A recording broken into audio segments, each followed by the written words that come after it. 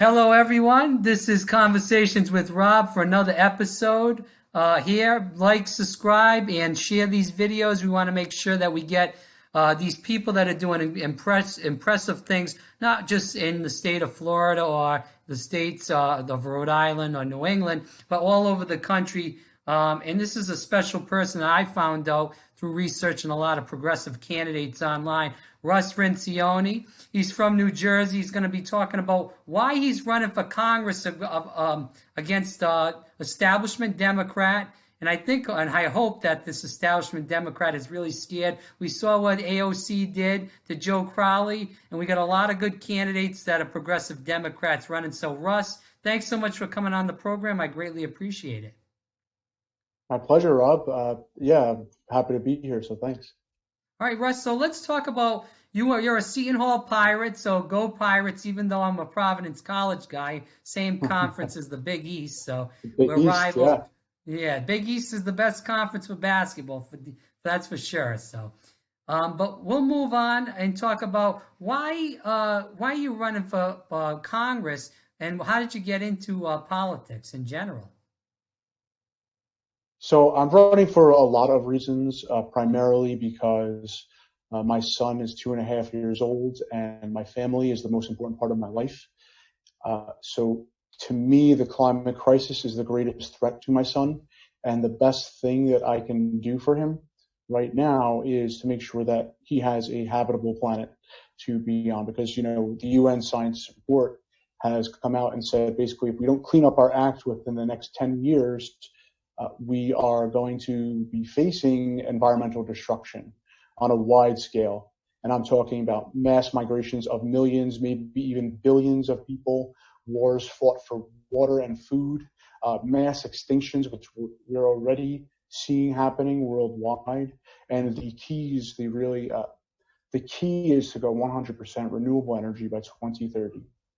My son will either be facing a beautiful planet with clean air and clean water or a dystopia. And right now, the promise for him is dystopia. So I'm looking to change that. I'm looking to protect what we love here in New Jersey, what we love in our country. This is our only planet that we have, so we have to protect it. About 3 or 4 months ago, the fossil fuel industry tried to put a pipeline and a pumping station through my township that will directly affect my son's air that he breathes, directly affect my son's quality of life. And I vowed to do everything I can to get a moratorium on all new fossil fuel projects so we won't have to deal with these fossil fuel companies trying to destroy our planet anymore. And we definitely won't be investing in new fossil fuel projects. We will be investing in the evolution of renewable limitless energy. And also, I'm very, very pissed about how our government has been purchased by capital and by billionaires and by the big corporations, because the government is the only way that we have a collective expression of our values and a collective expression of our self-governance that really governs our lives. And I'm pissed about the establishment Democrats that won't stand up to these billionaires and the big money and fight them to protect the people here.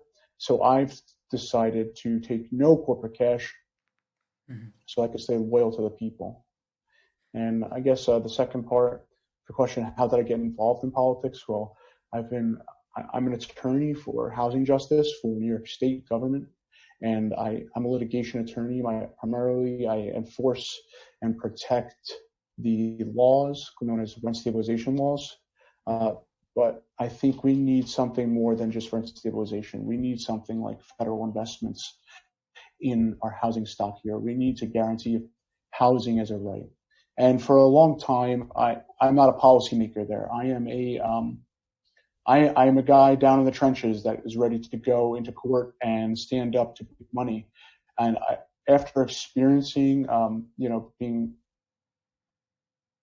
in the front lines of this defending affordable housing, enforcing the rent stabilization law, I've just noticed that a lot of policymakers have great ideas, but I think we need a better vision for our future than what we have right now. So I decided to become a quote unquote politician, I guess now, because of the great crises that we face, and no one in our district is discussing how to properly address them. Right. Well, you brought up so many good points. I mean, you look what happened in 2012 with Hurricane Sandy and the disaster that brought to the whole state of New Jersey. Also, New York, too, had some devastation with that. And we talk about the climate crisis, as you brought up, too. They say like 10 or 11 years, but with the burning down of the rainforests in Brazil, which Donald Trump is negotiating with the president of Brazil, and that's his buddy. I mean, that could be less. We could be down to 7 or 8 years with that. So I appreciate you for standing up for climate justice and the Green New Deal. I know that's a big platform for you. And there's a lot of great things in the Green New Deal, not just about the climate, but also a jobs guarantee and other portions of the Green New Deal, which would be great for investment in our country. So I really do commend you for standing up for that. Thanks, Rob. I appreciate that. Yeah. Right. So let's talk. Oh, sorry. What you were going to say? No, I'm sorry, Russ. Just a quick thing. Like in New Jersey, Hurricane Sandy cost us $40 billion to recover from, and people are still not in their homes. So it's really, really close and dear to our hearts here in New Jersey at the Shoreline District too, that we have a Green New Deal. So now the district that you are running for Congress again, and rather, where is the location of the district? Is it really in the bedrock of where Jersey hit near the shore and stuff, where all that devastation was rocked? Yes, yes. Oh. So it's New Jersey's 6th district. It's parts of Middlesex and Monmouth counties. Big cities such as Edison, Woodbridge, Perth Amboy, South Amboy, my township and Old Bridge. And then we really trace the central Jersey coastline for the district. It goes all the way down to Asbury Park and just traces these shore towns all the way down there. So this is precisely the area that was most greatly affected by Hurricane Sandy. And we are dealing with the rising sea levels already. There's a township in our district called Seabright, where we have mega mansions on the literally a few feet from the ocean. And a few feet from the ocean, the Atlantic Ocean, and a few feet from the bay areas. And we have so much at stake with the climate crisis in our jurisdiction. Right.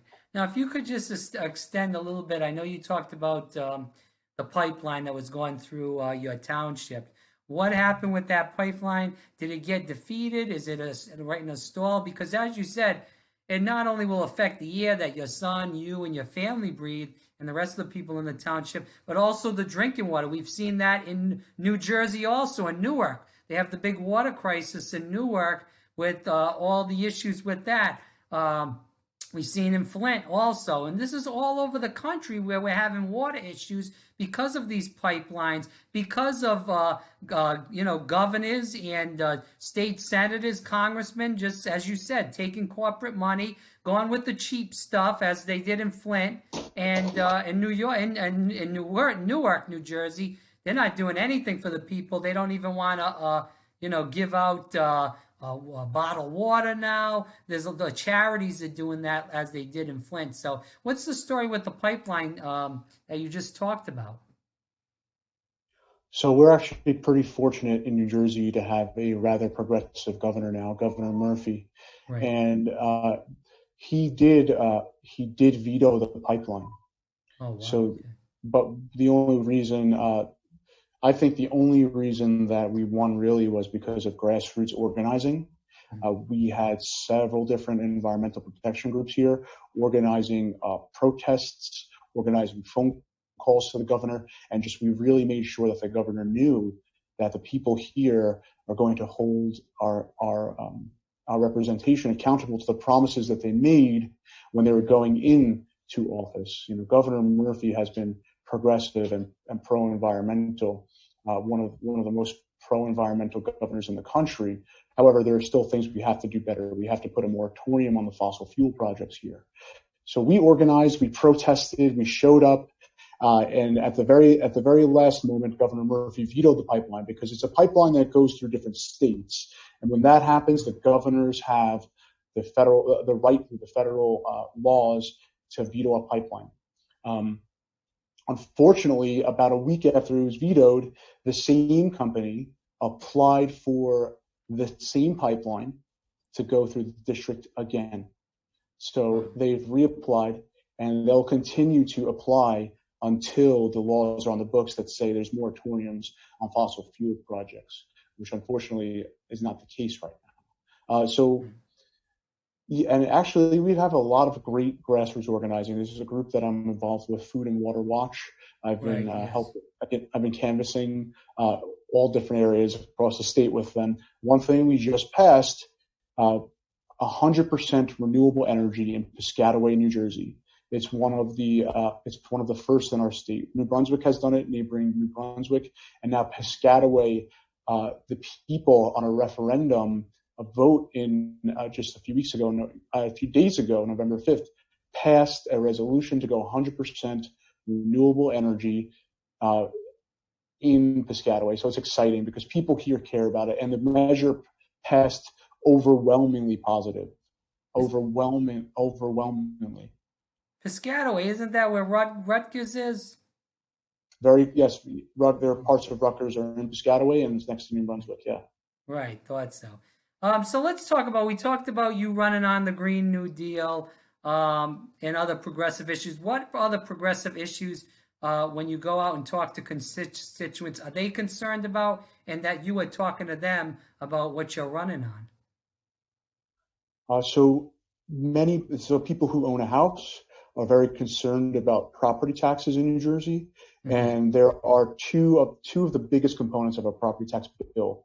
Our tax bills are so high because we fund our local schools through our property taxes, and we also pay for our municipal governments through our property taxes.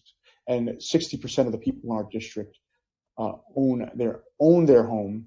Within the past 20 years, we've seen doubling of property taxes. We have the average property tax bill in New Jersey is almost $9,000 a year.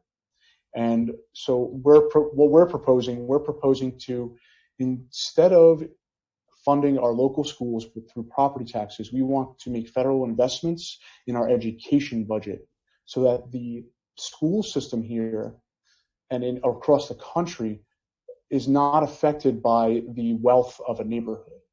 Because right now across the country, property taxes fund schools because the federal government has failed to invest in our school systems.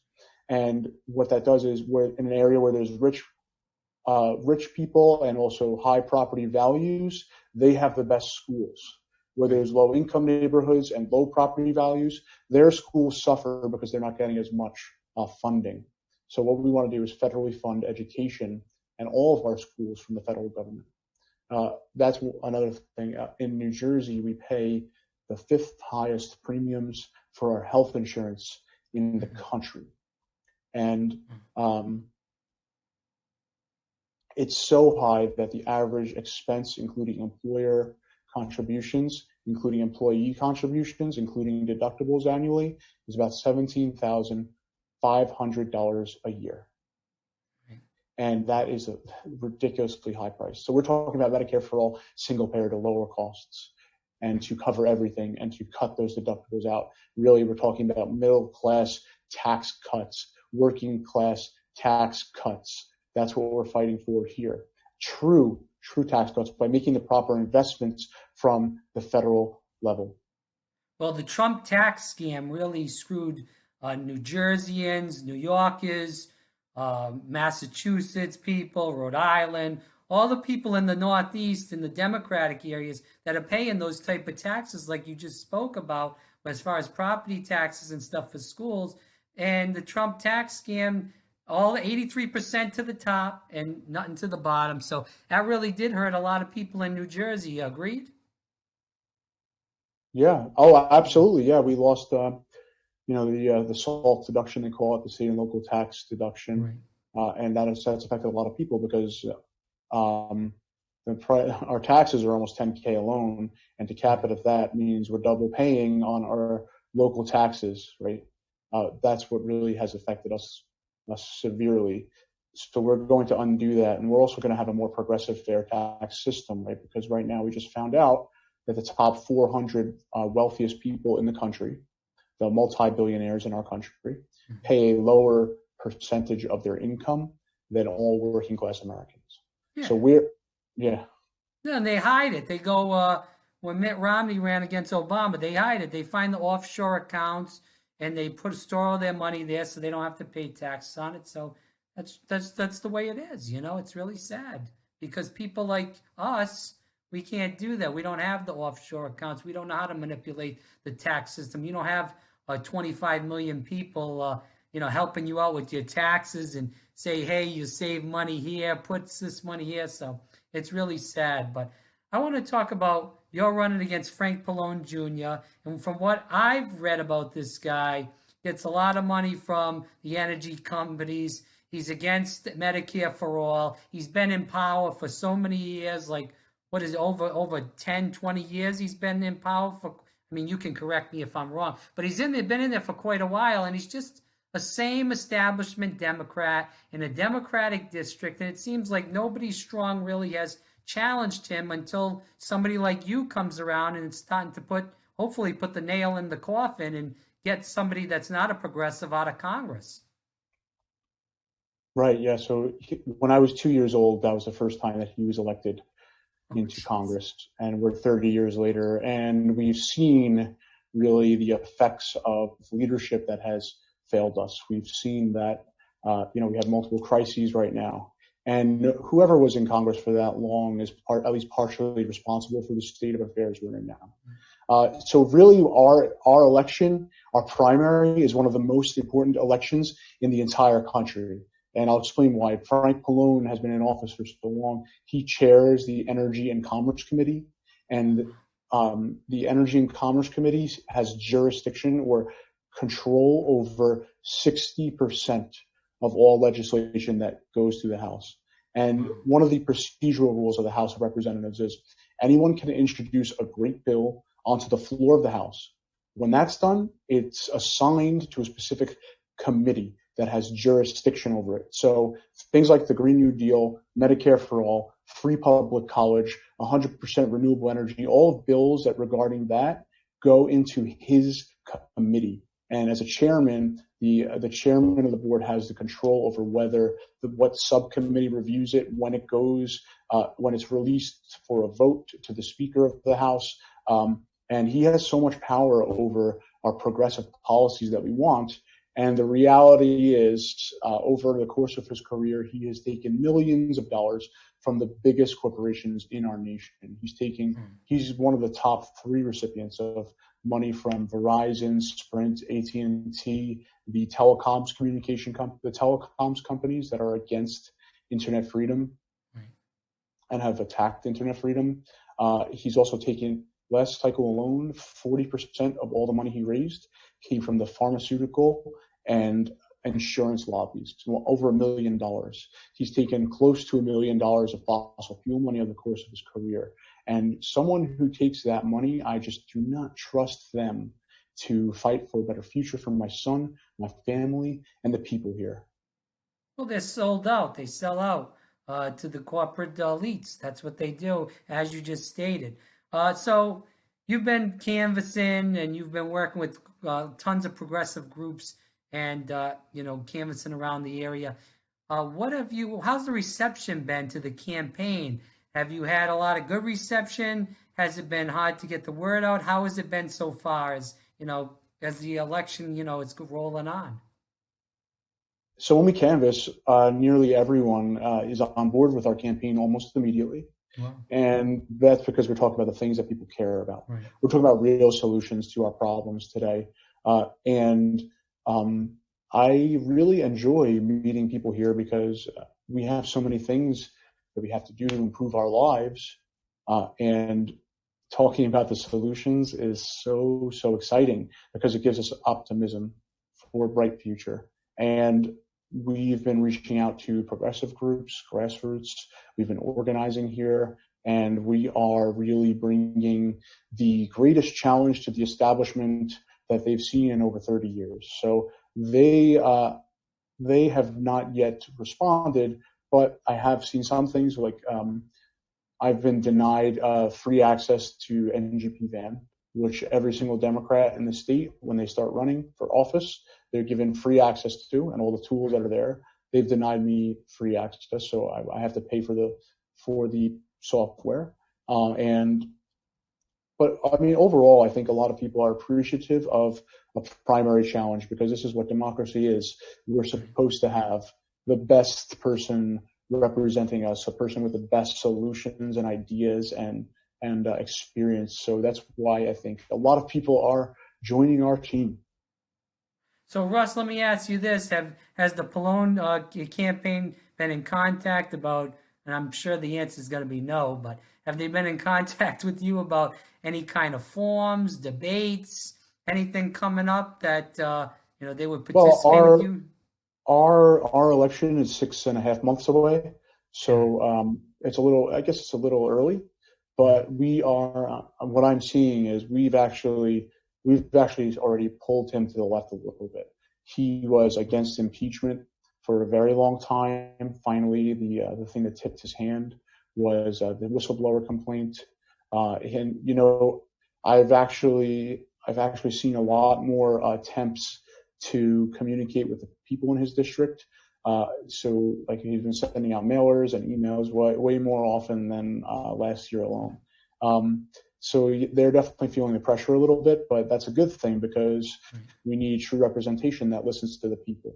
And that's what our campaign is about, though. And we are really, really getting into the heavy of it now that our election cycle has just started. We are leasing office space in a few weeks, and we're going to having a central base besides my house, my first floor, is an excellent thing for a campaign. Right. Well, that's great to hear. And a couple more quick questions, mainly about what's going on with the Democratic primary now. And you just kind of touched on, we'll talk about impeachment, because that does have to do with the primary in a sense. Pretty much, I think every Democratic candidate has come out for impeachment. The thing that does worry me about impeachment with Trump, as far as on the presidential level for the Democratic Party, is as a Democrat, if you come out for impeachment and Trump, he'll probably get it. We'll be realistic. He'll probably get impeached in the House, but then he goes to the Senate, which is dominated with Republicans. He's going to be vindicated. So then he wins. Well, he wins with the Russia thing. All right, he comes out where he says he can come out on top and say that. Then if he wins with the impeachment, he goes back to his people and says, oh, I beat him twice. And that's not going to do anything for Democratic voters, but it's going to do a lot for his Republican voters and make sure maybe they weren't going to turn out, but now they're really going to turn out because they're all pumped up. So I do worry about that instance, that the Democrats do come down with that. I do know, and I agree, that Trump is one of, if not one of the most corrupt presidents that we've ever had, with his business deals in Russia, with his business deals, not just in Russia, but all over the world for that matter, and his corruption. He doesn't want to show his taxes. He's paying probably 0% in taxes, if that's what it is, or less than probably 10, regardless.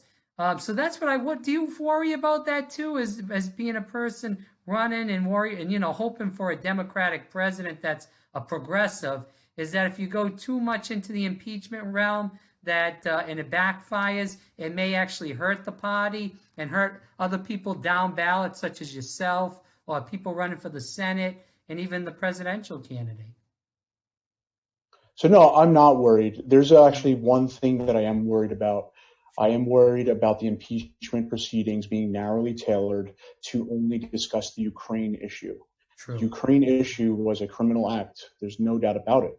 But there's so much additional criminal acts from this president that we must investigate, that we must take the time and due diligence and subpoena the witnesses and have open public hearings on other issues like, obviously Michael Cohen, Manafort, everyone else that has resigned from his administration pretty much and been indicted. So like even Roger Stone, even there's been a massive amount of kleptocracy. There's been a massive amount of literal theft from Americans by Donald Trump. Donald Trump has stolen money from our federal government, from the Treasury, from us taxpayers directly. Every time he goes to one of his resorts, he's bringing along so many staffers that are paying rent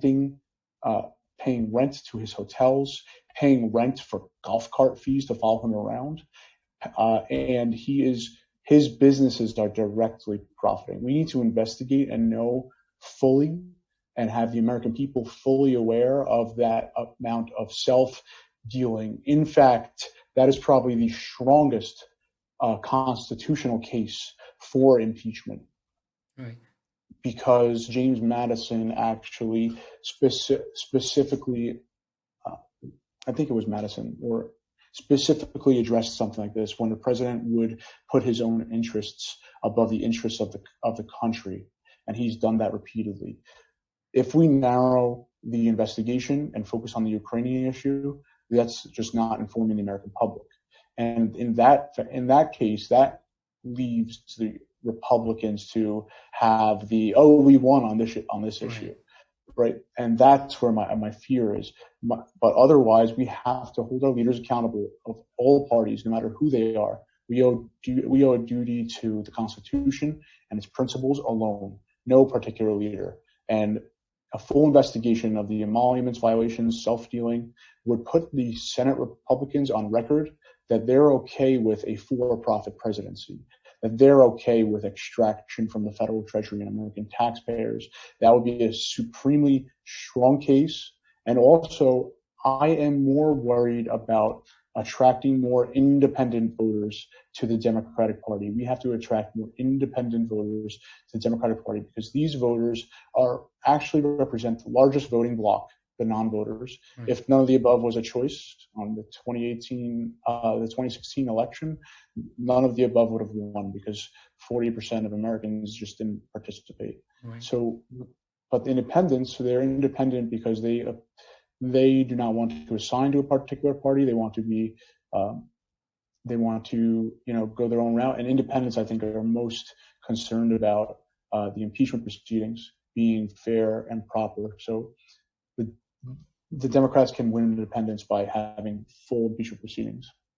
Russ, I think I misworded that wrong, but I do agree with what you said 100%. If we do focus just on what happened with the Bidens, it's a loss. If you focus on, as you said, everything, I mean, look at what he's doing, all the protection, the Secret Service protection. They have to guard Trump Tower over in Palm Beach at the resort there, and all of his, I mean, you got to guard his daughter, Jared, and everybody in the kitchen sink, the whole family. So it's more money, like you said, for the taxpayer that we're losing out, because we got to do all these things. So I do 100% agree with what you said on the impeachment in that also. But it's sad that the Democrats are probably not going to do what you advocated for, unfortunately. And like I said, that's what's going to come out in bad for the Democrats, looking bad, because Trump is a blowhard, and he's going to go out and say that he won, regardless if he did or not. That's how he is. Mm-hmm. So it's sad, Yeah, we have enough material to go through an investigation until literally the next election, or even the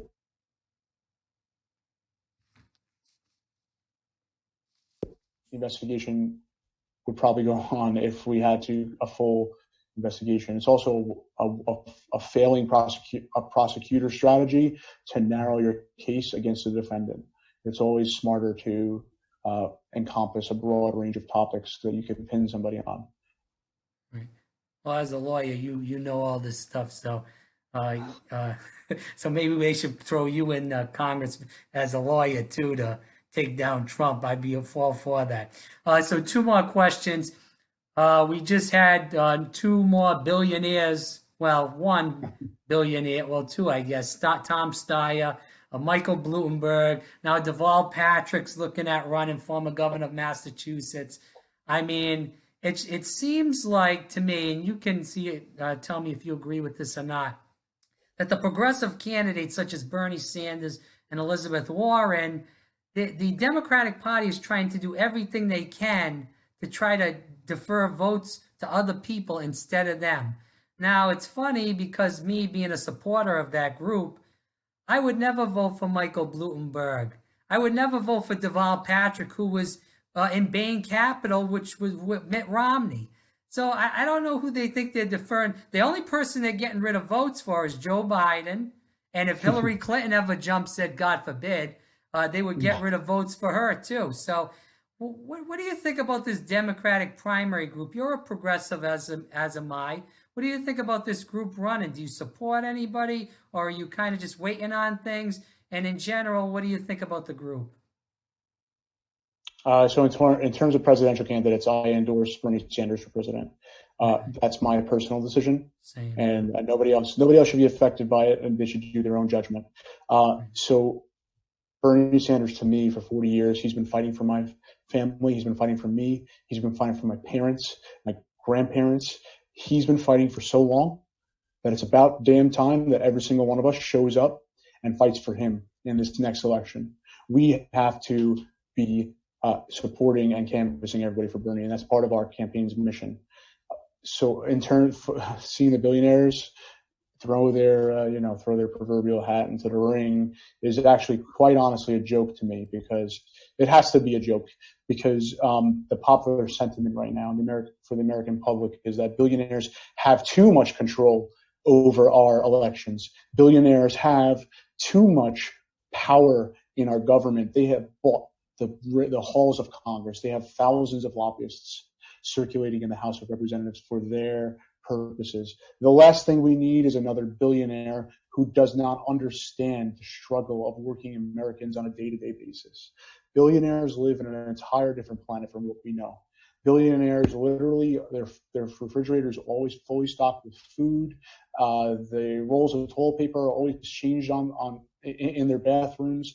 They don't do anything that we do. They don't know what it's like to be a working American in today's modern world. And we just need somebody in office that understands our struggle, understands the vast crises we face today. And there's only one candidate for me that knows that.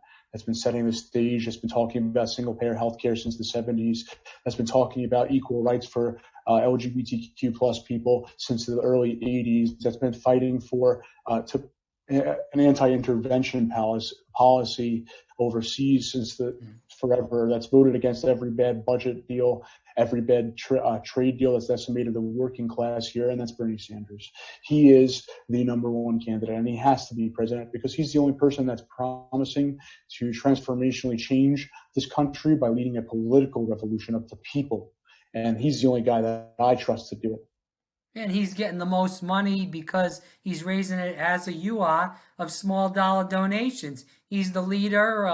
Every month, every 3 months for the fundraising totals, Bernie Sanders on top. And it makes me laugh when I see these polls. Bernie Sanders in third place, Bernie Sanders in fourth place, because those polls are total of, as I hate to say this, but to mimic Donald Trump, they're fake news. And it's bad. It's bad. And I'll end it with this on Bernie Sanders. It's bad that these news companies are reporting a lot of fake news now on Bernie Sanders and other progressives that are running. And they're just playing to the point, which is sad, of Donald Trump calling them fake news. And it's just making, nobody knows what true news is now. And that's why I get a lot of my news off, progressive YouTube channels now, because that's really, honestly, the only people that you can trust, because they base it on facts and written articles and stuff. It's sad, because that's the way our media is, But it is very sad, yeah. It's very sad that the media has not fulfilled its role as a check on government power. It's actually become an arm of government power and corporate power. yeah, establishment politics, and that's what they run through. I mean, look what they did to Bernie Sanders. Ed Schultz, who passed away, he was on MSNBC. I used to watch the Ed show all the time.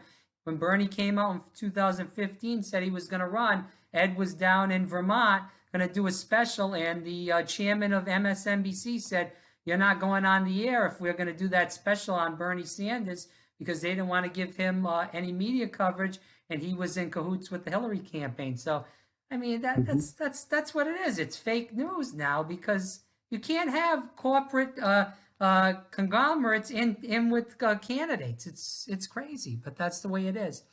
But the last question I want to get to is, how can people find out more about your campaign? How can they help out?